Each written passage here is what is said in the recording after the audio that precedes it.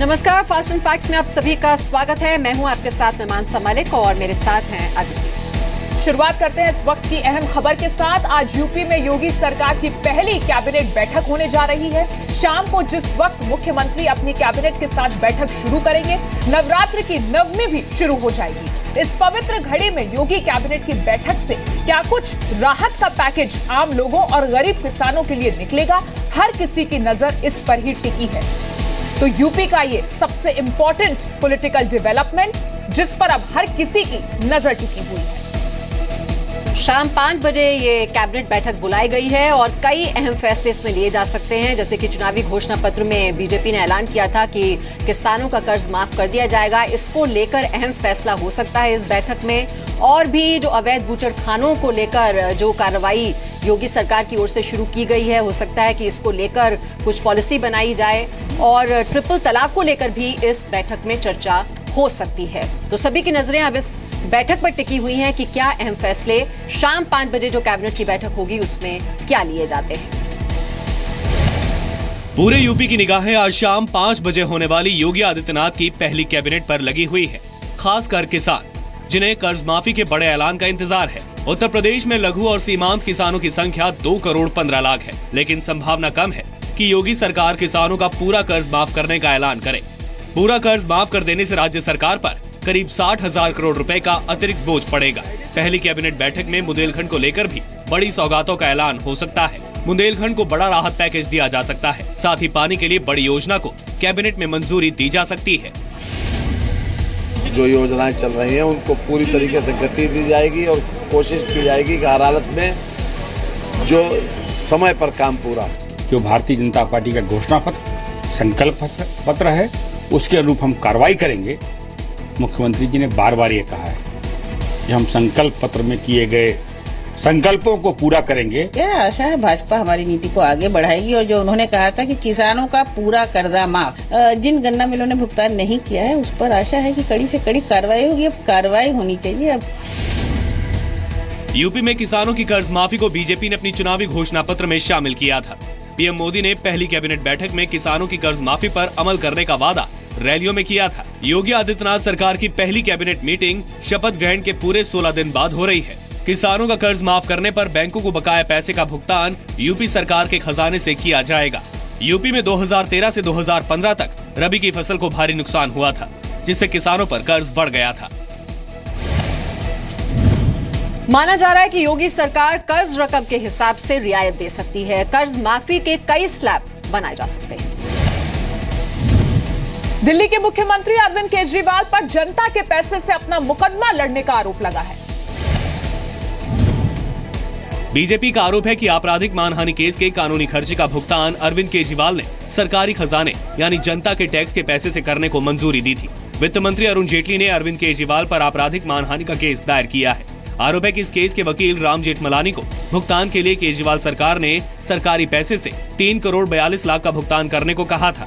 सूत्रों के मुताबिक दिल्ली के डिप्टी सीएम मनीष सिसोदिया ने लॉ डिपार्टमेंट को चिट्ठी लिखकर सरकारी खजाने से फीस का भुगतान करने की सिफारिश की थी। मामला उपराज्यपाल के दफ्तर तक पहुंचने के बाद एलजी ने सॉलिसिटर जनरल से राय मांगी है। बीजेपी के हमले के बाद राम जेठमलानी ने कहा है कि वो केजरीवाल से फीस नहीं लेंगे। कांग्रेस ने भी केजरीवाल पर हमला बोला है। अरविंद केजरीवाल और उनके सहयोगियों के लिए राम जेठमलानी जी को उन्होंने वकील रखा, वो उनकी आजादी है, लेकिन रखा उसका बिल सरकार भरने जा रही थी। ये प्रशासन के नियमों को सम्मत नहीं है और ये दिल्ली के सामान्य नागरिक पर डाका है। डेफोमेशन केस जो है वो व्यक्तिगत होता है, क्योंकि अगर आपने व्यक्तिगत कमेंट किए और तो उसका तो मेरे ख्याल से व्यक्तिगत ही आपको पेमेंट करनी चाहिए। मुझे नहीं लगता है कि सरकार को इसकी पेमेंट करनी चाहिए। Of course, I would. Even now, if the government doesn't pay or he can't pay, I will appear free. I will then treat him as one of my poor class. पूरे मामले में आम आदमी party का कहना है कि BJP EVM में गड़बड़ी से ध्यान भटकाना चाहती है। 1.5 साल से ये मुकदमा चल रहा है। जेठमलानी जी 1.5 साल से ये मुकदमा लड़ रहे हैं, लेकिन 1.5 साल से ये बात नहीं हुई। आज ये बात हो रही है। क्यों? क्योंकि कल ये लोग बड़ी बुरी तरह से फंस गए हैं। ईवीएम का घोटाला सामने आने के बाद इनके पास कोई जवाब नहीं बच रहा। सारा का सारा मुद्दा इन्होंने पलटने के लिए कोशिश की है।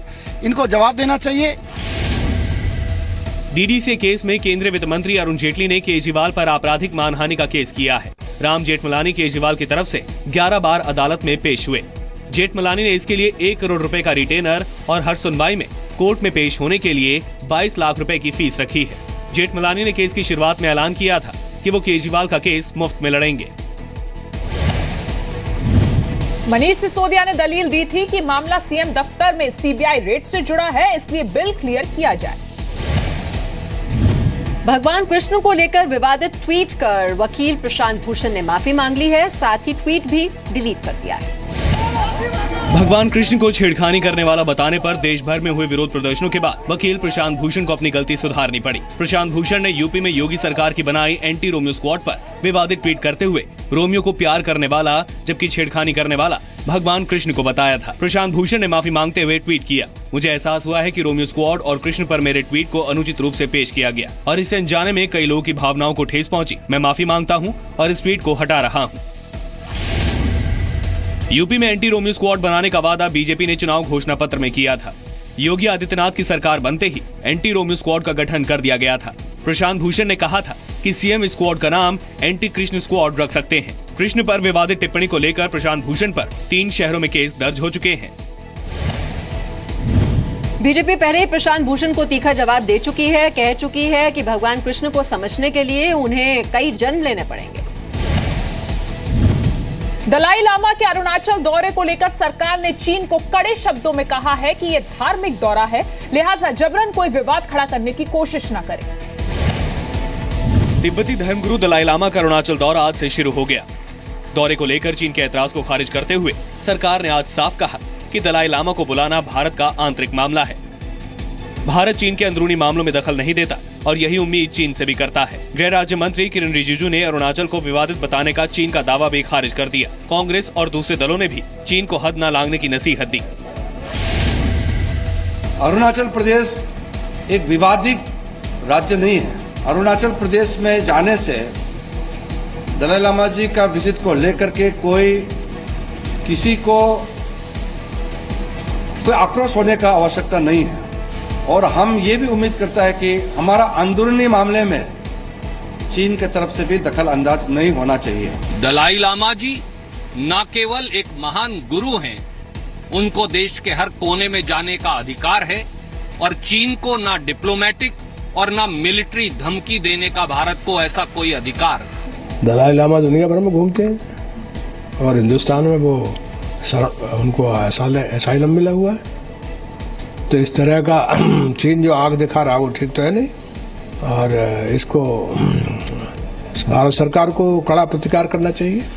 सरकार ने चीन को याद दिलाया कि दलाई लामा 1983 से 2009 के बीच 6 बार अरुणाचल प्रदेश का दौरा कर चुके हैं और हर बार उनका कार्यक्रम धार्मिक ही था। चीन अरुणाचल प्रदेश के तवांग को पूर्वी तिब्बत बताकर इस पर अपना दावा जताता रहा है। चीन 1969 में तिब्बत से निर्वासित दलाई लामा को अलगाववादी नेता मानता है। चीन ने दलाई लामा के अरुणाचल दौरे पर भारत को द्विपक्षीय संबंध बिगड़ने की चेतावनी दी थी। चीन ने दलाई लामा को नालंदा बौद्ध महोत्सव में बुलाने पर भी भारत से ऐतराज जताया था। खराब मौसम की वजह से दलाई लामा के दौरे पर थोड़ा असर पड़ा है। 12 दिन के पूर्वोत्तर दौरे में वो आज और कल 2 दिन अरुणाचल में रहेंगे। 3 तलाक के मुद्दे पर लखनऊ में मुस्लिम महिलाओं के एक गुट ने यूपी की महिला बाल विकास मंत्री रीता बहुगुणा जोशी से मुलाकात की। मुस्लिम महिलाओं ने रीता बहुगुणा जोशी से मिलकर 3 तलाक का विरोध किया। महिलाओं ने रोज रोज बेवजह जारी होने वाले फतवों का भी विरोध किया है। महिलाओं ने 3 तलाक बैन, महिलाओं को मेंटेनेंस और सुरक्षा देने जैसी मांगों की लिस्ट भी रीता बहुगुणा को सौंपी। रीता बहुगुणा ने महिलाओं को भरोसा दिया है कि वो सही जगह उनकी मांगे रखेंगी। 3 तलाक की मार झेल रही सोफिया ने बताया कि उनको उस वक्त तलाक दिया गया जब उनका बच्चा सिर्फ 1 महीने का था। ये मुख्यमंत्री जी से मिलना चाहती थी। मुख्यमंत्री जी ने मुझे अधिकृत किया कि मैं इनकी बात सुनूं, समझूं और उसके बाद फिर मैं उन तक इनके फरियाद को लेकर जाऊं। सबसे पहली मांग तो यह है कि ये ट्रिपल तलाक और हलाला के मामले में इनको न्याय मिलना चाहिए।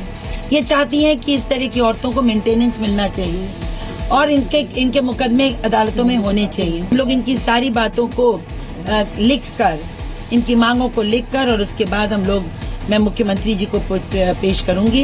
ये लोग उनसे मिलना चाहती हैं, इनकी जो मांग है मिलने की उसको भी मैं उनके सामने रखूंगी। आज 9 महीने 10 महीने हो रहे हैं, एक बच्चा भी है। जब उन्होंने छोड़ा था तब वो 1 महीने का ही था, आज 10 महीने का हो रहा है। एंड उनका कोई पता नहीं है। हस्बैंड लोग आज तक कोई देखने नहीं आया, मिलने नहीं आया।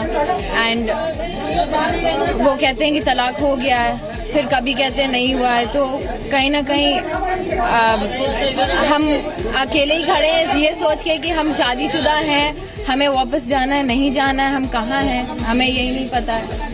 3 तलाक के 2 और मामले सामने आए हैं। यूपी के शाहजहांपुर में ज़ेबा नाम की महिला को उसके पति ने फोन पर ही तलाक दे दिया। वहीं हैदराबाद में शादी के 8 दिन बाद ही पोस्ट कार्ड के जरिए अपनी पत्नी को तलाक देने के आरोपी पति को पुलिस ने गिरफ्तार कर लिया। इस्लाम में 3 बार तलाक बोलकर तलाक लेने की व्यवस्था है। 3 तलाक की संवैधानिकता पर सुप्रीम कोर्ट की संवैधानिक पीठ 11 मई से सुनवाई शुरू करेगी। All India Muslim personal law board 3 तलाक के पक्ष में है। AIMPLB ने कहा है कि 3 तलाक में दखल कुरान को नए सिरे से लिखने जैसा है। केंद्र सरकार सुप्रीम कोर्ट में 3 तलाक का विरोध कर चुकी है। मुस्लिम महिलाओं ने यूपी के मुख्यमंत्री योगी आदित्यनाथ से मिलने की भी मांग की है। श्रीनगर में सीआरपीएफ के काफिले पर हुए आतंकी हमले में शहीद हेड कांस्टेबल बसप्पा को आज श्रद्धांजलि दी गई। श्रीनगर में सीआरपीएफ ने शहीद हेड कांस्टेबल बसप्पा बजंत्री को श्रद्धांजलि दी। सीआरपीएफ के स्पेशल डीजी समेत कई बड़े अधिकारियों ने शहीद बसप्पा को अंतिम विदाई दी।